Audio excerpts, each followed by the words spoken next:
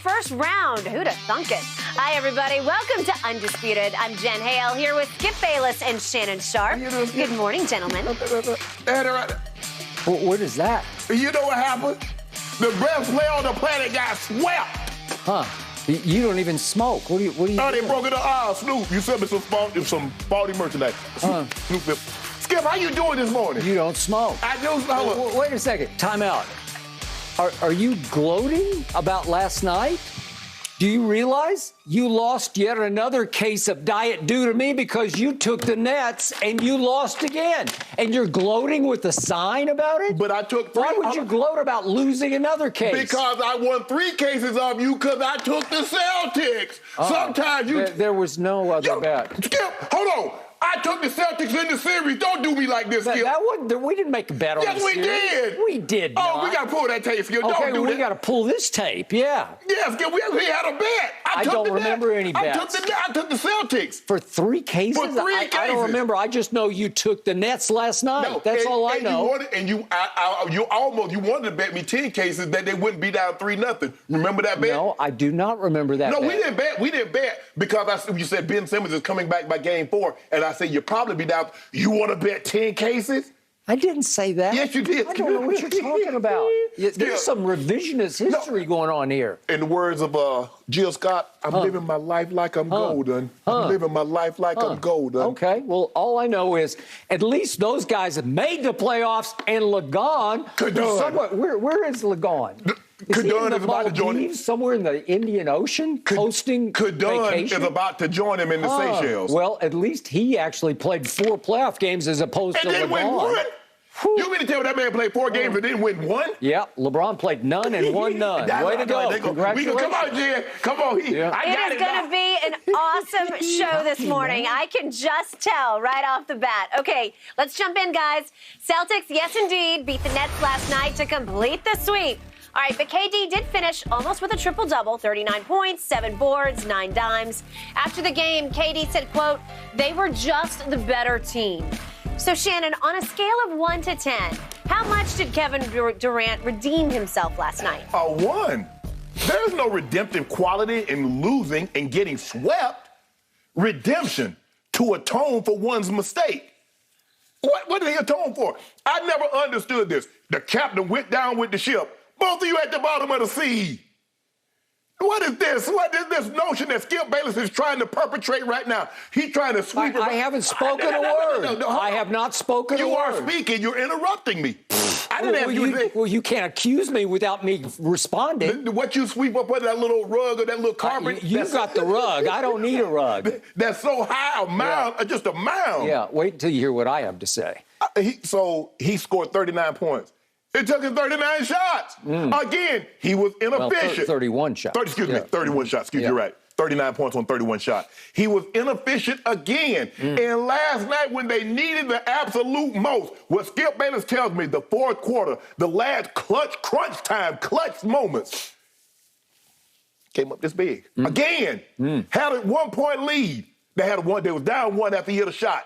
And what happened? No, there is no redemption. Because Kevin Durant and Kyrie Irving, I think this is the 3rd time the betting favorite has yet to win lost in the first round of the series. 2020 Lakers, I think the 06 Mavericks, and now. Well, no preseason favorite has ever not won a single playoff game in the history of the NBA.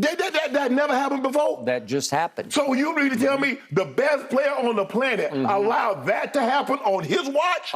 Wait a second. I think 3 games back, I told you he's no longer the best player on the planet. I reacted after 1 game. Whoa. See, what you try to do, Skip, is I don't try to do anything. I just say what I see. And I said he's not the best player on the planet 3 games ago. Because you had no choice, but it's kind of like trying to... I have lots of choices. I could have fought and defended him, but I can't. I'm not going to defend that. You can't fight the indefensible. It's like trying to use that commercial when they try to hide. It's like hiding in the desert. Yeah, you still try to defend Lagon after they missed the playoffs? No. There's no defending. I said at the beginning of the year, Giannis was the best player on the planet, and I stand by that. But this is not about Giannis. We're about to find out if he really is. Whoa. I tell you what, we already found out. You guys got swept. Yep. Swept. And so there is no redemptive quality in losing and getting swept. Had he been 21 of 31. Had he been efficient, had he made some defensive plays. Skip, what is that? I told you, this team, your guys did it again. You didn't need a coach, but you underachieved. This was an embarrassment of epic proportion. All you guys did was practice 10 or more days than everybody else that missed the playoffs. There's nothing to be gained. There's nothing to be said good about the Brooklyn Nets. You got swept with the best player on the planet, the dynamic duo, the two most skilled offensive guys in NBA history. Well, that was from you. T-Mac said that. Huh? T-Mac said that. Yeah, but you co-signed. Ain't no debating. There's no debating that. Nope. I think they are the two most skilled offensive guys together in their prime and couldn't win a game. So he get a 1 for being redemptive.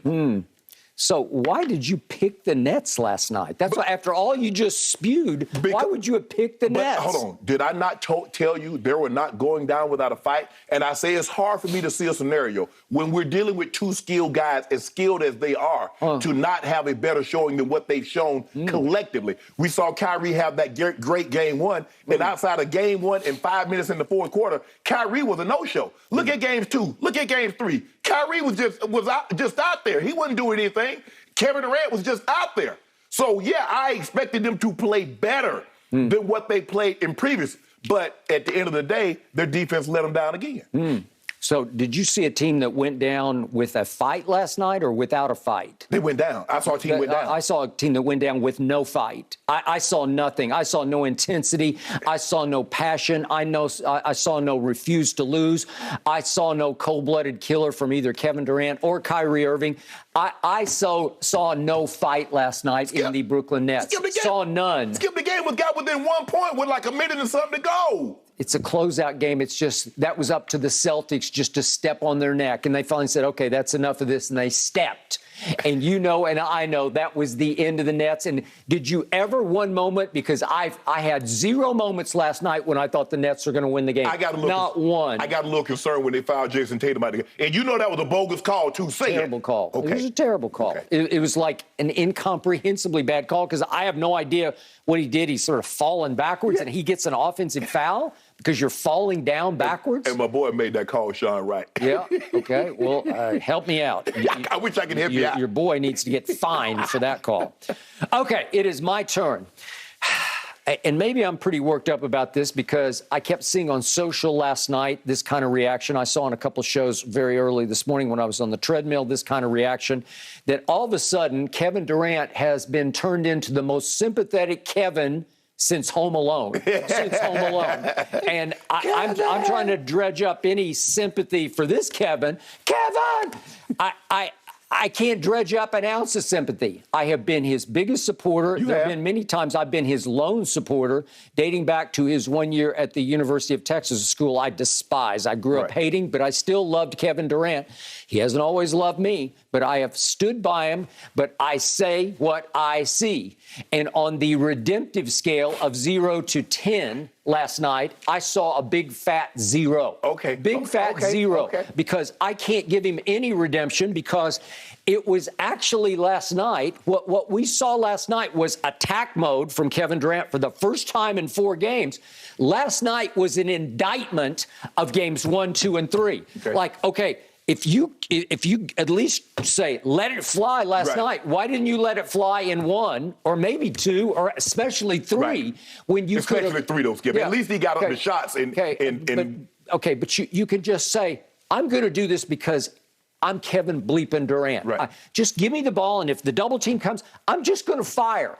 Before he gets there, I'll take one dribble to my left. I'll just rise up. They can't block this. I'll make this shot. Okay, here's my biggest issue last night with 31 shots.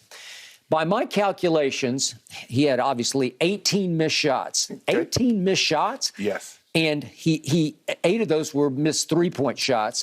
By my calculation, 10 of those shots were pretty easy shots by his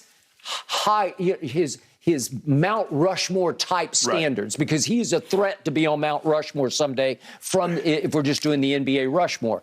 By those standards, by the career arc that he's on, for him to miss 18 shots last night, including at least 10 easy ones, is just not acceptable in a closeout game at home when you are in flat-out attack mode. And I'm going to demonstrate this, if you would so allow.